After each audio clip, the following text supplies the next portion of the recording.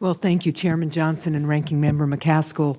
I look forward to working with both of you. And General Kelly, thank you so much for being here today, for your service to your family. I echo the thanks you've heard today for your service and sacrifice.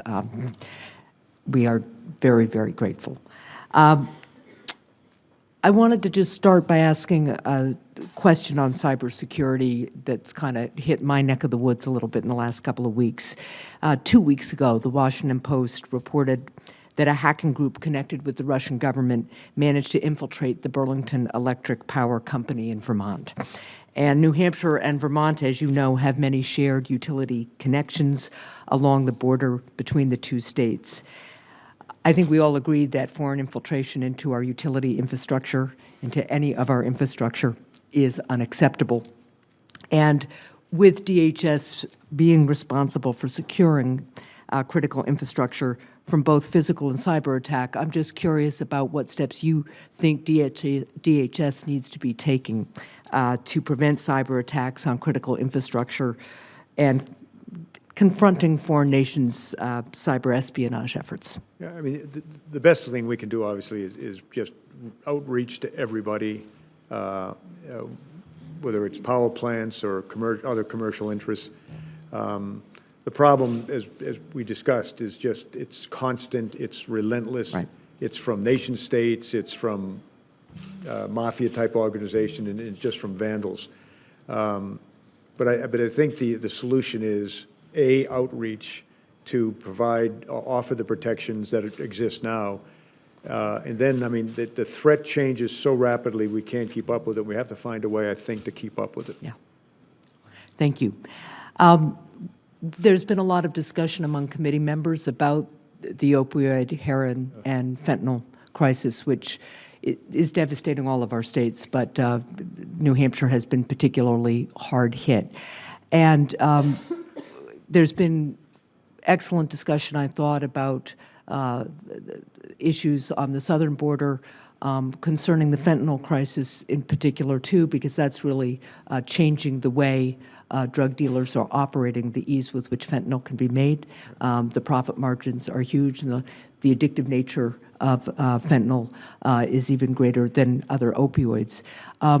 But one of the things that I am heartened by is your focus on the demand side of this crisis. And it would be, I think, heartening to the people of my state and our country if you can commit on behalf of DHS, should you be confirmed, to partner with this committee, with governors around the country, to really look at the overprescribing of opioids in this country and treat it as the security threat that it is. Is that something you can work with us on and commit to? I look forward to that, Senator. Okay, thank you. I'll add to the northern border chorus, by the way, just to say, don't forget us. Forget, right. And lastly, I wanted to focus on one other issue concerning terrorism. Certainly, we are all concerned about the terrorism that is a threat from faraway places. And earlier in your testimony, you indicated that one of your goals would be to keep the terrorists as far away from United States soil as possible. But the nature of the threat is always changing, always evolving. And of late, I think we all agree that there's just been a disturbing rise in homegrown terrorism.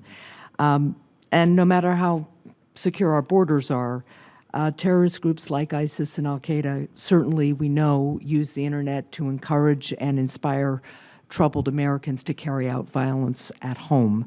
So how do we go about tackling that particular challenge? And what partners will be most valuable for DHS and the American people in this fight?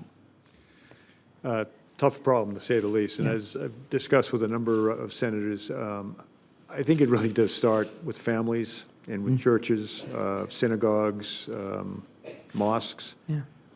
There's, the homegrown, if you will, terrorists, not just ISIS-inspired. I mean, there are some pretty grim other groups of other nationalities, if you will, white supremacists, that kind of thing. Yeah. But I really do believe it starts with people, parents, understanding what's going on in the bedroom when the son or daughter's in there on the internet all the time. We kind of worry about that they're on inappropriate, porn sites or something. But the fact is, that, I think that's where it starts in many ways. Who knows why they get disaffected with the country, but that they get on those nets or those websites, and it poisons their mind, I think. And I think in the churches, synagogues, whatever, people hear them talking and should turn them in, or should at least be concerned, talk to their parents.